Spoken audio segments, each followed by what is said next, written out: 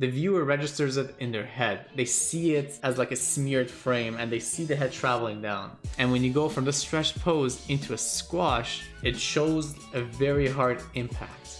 Let's watch that real time and you guys see. So we go from here to BAM!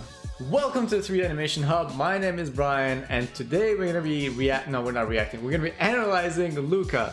The trailer came out a little bit ago, but I only recently watched the film. So hopefully I'll have a little bit more context when actually analyzing this. Now, the reason I'm not doing a reaction and analysis is because this is Big Daddy Disney and we don't want to get hit with a big fat copyright. So to hopefully avoid the copyright, we're just gonna jump right into an analysis. We're gonna break some of the shots down, maybe go frame by frame and try and decode the Pixar magic. Cue the intro.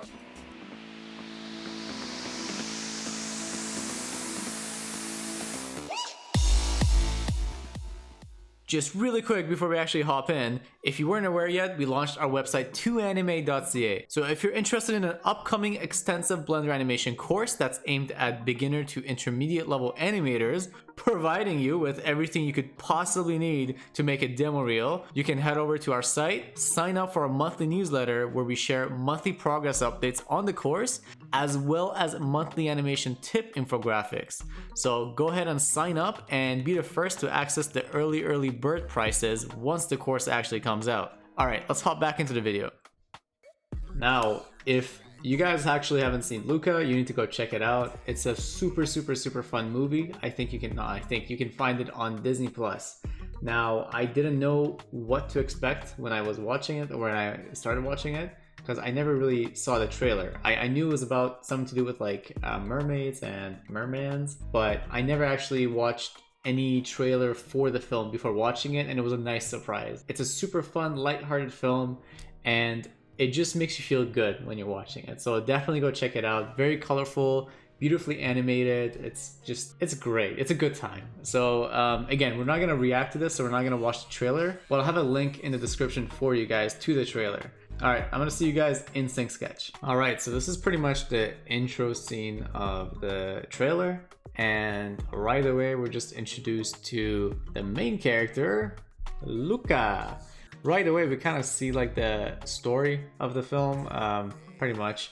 It's Luca being afraid of being outside of the water and him trying to convince himself to get out of the water and, you know, the challenges he faces outside of the water. But right here in the beginning, I love this little like underwater animation. First of all, like the effects and everything just looks amazing. But just paying attention to the animation here, I really love this little antic where he kind of just turns into a ball, and then within 3 to 4 frames, kind of turns into this really nice arc and just comes out of the circle. So it antics up into the circle and then literally into an arrowhead, comes up here, arcs up. There we go. Arcs up, arcs down, and then he swims in an arc downwards and then creates like this sort of arc.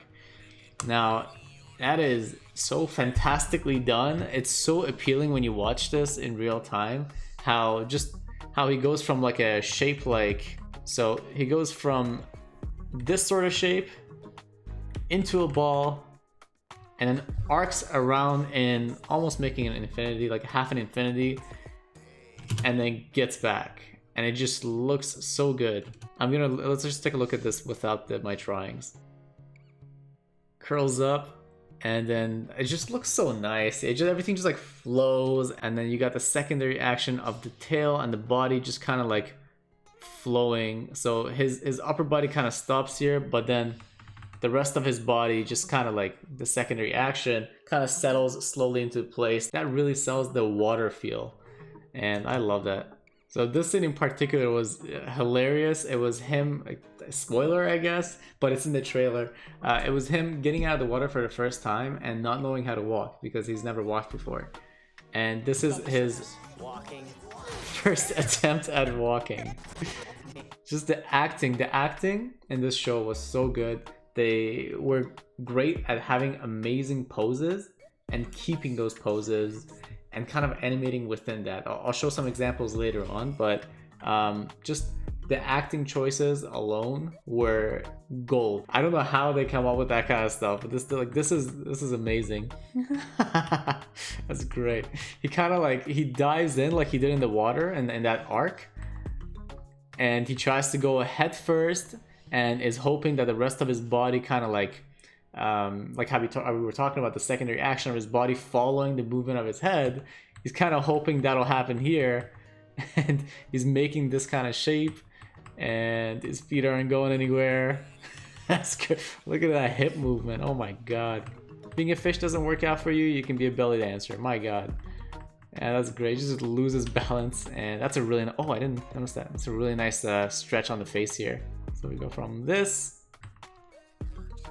to this, and they kind of keep that stretch for another frame, and then boom, it kind of squashes down. So again, back to everything's a ball animation. In this case, you have the face is a ball. So this is pre-falling, right before falling, and then as he starts falling, it starts stretching, the face starts deforming, and then once that bouncing ball hits the floor, it squashes down. And at the same time, obviously, if you know the rule, you can start breaking the rule a little bit, but you want to keep the same surface area, and so that's kind of what they're doing with his head. And so another reason they just have it going from this oval shape, this stretched pose, into a squash right away, and then it's about like 3 to 4 frames of settling afterwards. The reason for that is to show how hard the hit was. When you squash the animation, when you stretch the animation, when you make the ball longer, is because the ball is traveling at a faster speed, and you want to show that travel time, but at the same time you want to have as few frames as possible. So for them to achieve the head coming from here to here in 4 frames, it wouldn't look good if it just had the circle in 4 frames. It wouldn't look right. It's traveling for too far. But when you stretch it, the viewer registers it in their head. They see it as like a smeared frame, and they see the head traveling down. And when you go from the stretched pose into a squash, it shows a very hard impact. And let's watch that real time, and you guys will see. So we go from here to bam, and it just kind of goes poof, and it squashes out and then settles in like 3 poses. And it's a very strong hit. It would not have the same effect if they didn't go to those kind of extremes with the stretch and squash. Boom, that's great. Another amazing part is right here when he accidentally drops the Vespo. He's like, who's responsible for this? Everybody at the same time. And that's what I was talking about when I mentioned they just keep the same great pose. This is what I'm talking about. Look how long they keep this pose for. 1, 2, 3, 4, 5, 6. And finally, after 6, 7 frames, they start moving a little bit, and then it turns to this pose. And we're in this pose for 1, 2, 3, 4, 5, 6, 7, 8, 9, 10, 11, 12, 13. And nothing's really moving here. No eye dart. I mean, the eyes go a little bit more wider, and the iris gets a little bit smaller here. And he's just kind of like staring off to the distance like, oh. And this was also amazing. It's like extremely stylistic, where you have all 5 characters, and this is like anti-Disney. This is anti-Disney almost. The only reason they do this is for the comedy aspect. You have all 5 characters raising their hands at the same time. There's no offset. Look at this. Within 1 frame.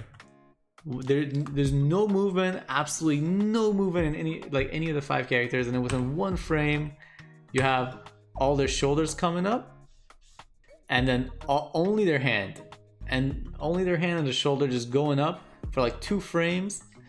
And if you pay attention, everybody just kind of like the head goes down, the shoulder goes up, and they go like him. And they just hold that for another like 7 frames or so. So they're just really great at that. It's really fun, and when you watch this in real time, it works out great.